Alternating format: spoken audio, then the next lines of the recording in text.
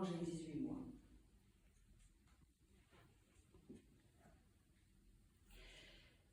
Je viens d'une famille ordinaire.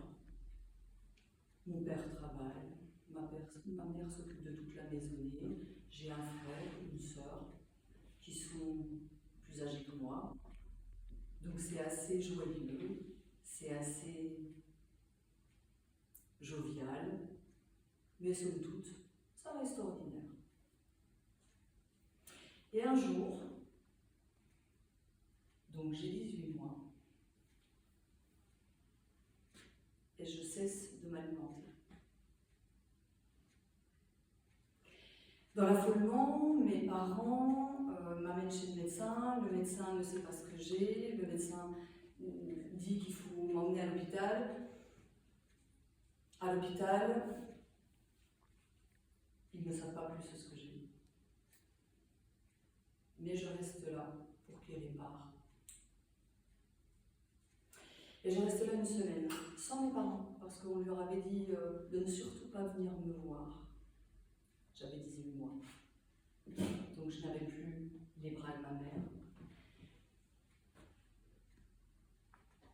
ni les rires de mes frères et sœurs. Bref, j'étais là, entre ces murs blancs, hostiles et froids. Et puis, il me répare, je reviens à la maison. Cet épisode-là se répète 5 fois jusqu'à ce que j'ai 10 ans. Ils avaient dit, les médecins avaient dit que ça s'arrêterait avec l'adolescence. De fait, ça s'est arrêté avec l'adolescence. Je n'ai pas pleuré pendant cet épisode-là. Et puis, bien sûr, je n'avais pas les mots pour en parler. À 18 mois, c'est un petit peu juste. Et puis, je continue mon bonhomme de chemin. À 12 ans,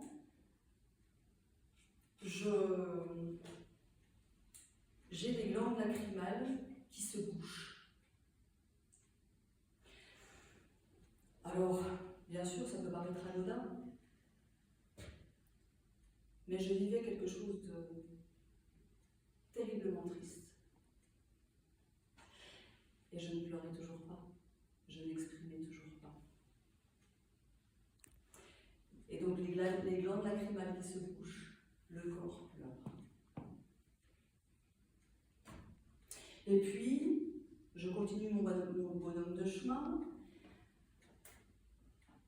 J'arrive à l'âge adulte, avec nombre d'angines. Donc j'arrive à l'âge adulte et je me fais opérer des amygdales. J'ai failli en crever à 23 ans, c'est épouvantable. Mais bref, je me fais opérer des amygdales. Je ne dis toujours rien. Un petit peu plus tard, je chope ce qu'on appelle une bartholinite. C'est des glandes qui sont là pour favoriser le fait que quand on fait l'amour, que tout se passe bien.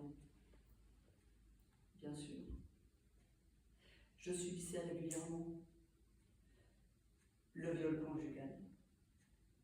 Mon corps continuait à s'exprimer et moi, toujours pas.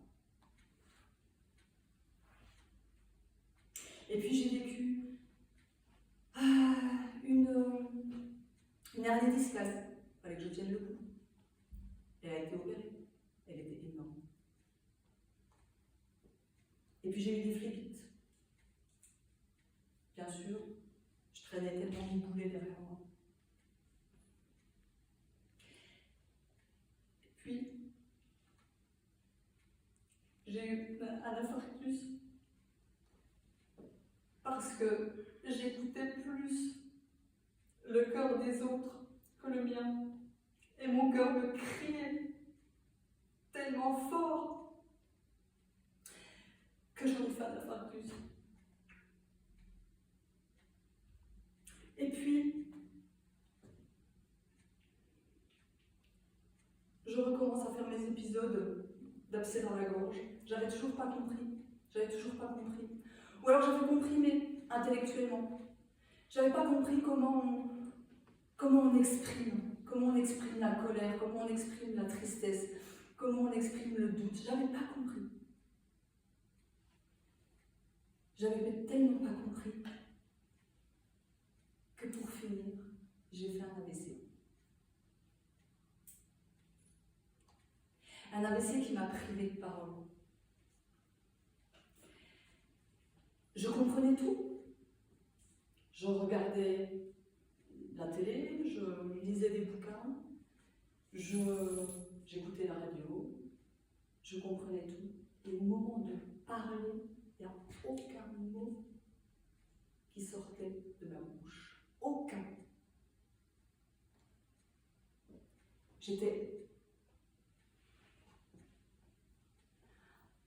Alors, j'ai commencé à me retourner vers moi, en lisant beaucoup, en me formant, en allant voir des thérapeutes.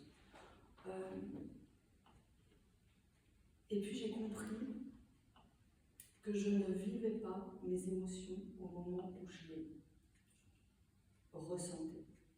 J'avais mis un couvercle depuis toute petite, pour des raisons qui sont multiples. J'avais mis ce couvercle.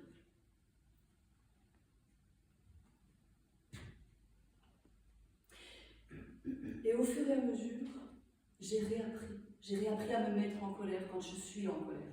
J'ai réappris à parler quand j'ai besoin de parler. J'ai réappris la tristesse. J'ai réappris tout ça comme une espèce de vague qui est venue de l'arrière et qui m'engouffrait à tel point que aujourd'hui, quand j'en parle, eh ben, j'ai encore de l'émotion. Parce que mes émotions cherchent à sortir.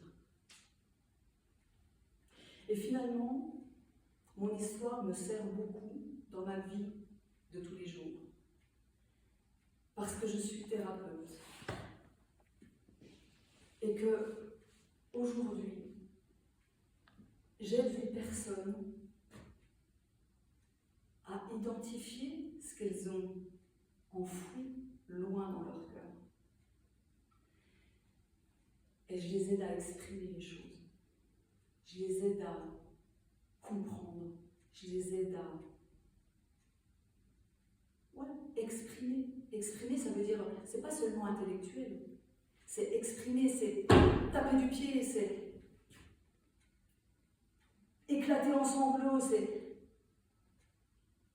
Et je les aide à tout ça, maintenant. Et je suis très contente d'être passée de l'enfant du silence, l'adulte du silence, à cet adulte qui est en capacité d'aider les personnes à exprimer leurs émotions.